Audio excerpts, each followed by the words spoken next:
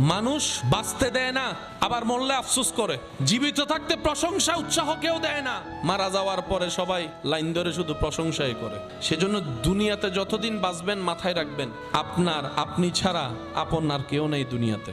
যদি আপন খুঁজতে চান আপনি পাবেন একমাত্র নবী রহমাতুল্লিল আলামিন আর আপনার রব্বুল আলামিন।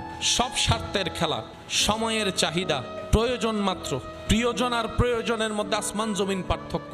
আর প্রিয়জনের সংখ্যা তো অনেক কম। সে প্রিয়জন ওই যখন আজরাইল সামনে চলে আসবে, প্রিয়জন আর প্রিয়জন থাকবে না।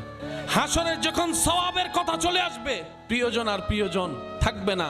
কারণ মানুষ সবাই দিন শেষে নিজেরটাই ভালো বোঝার চেষ্টা করে, অন্যের মুখে হাসি কেড়ে নিয়ে হলো নিজে হাসার চেষ্টা করে। যতদিন বাঁচবেন তাওয়াক্কুলটা রবের উপর রাখবেন, দিলটা উজাড় করে আপনার আবার নবীকে মোহাব্বত করবেন।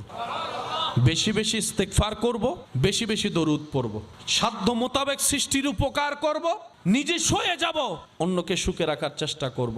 দেখবেন আল্লাহ তাআলা আপনার জীবনকে এমনভাবে সাজাই দিবে যেটা আপনি কল্পনা করেও পৌঁছাইতে পারবেন না। বলেন সুবহান।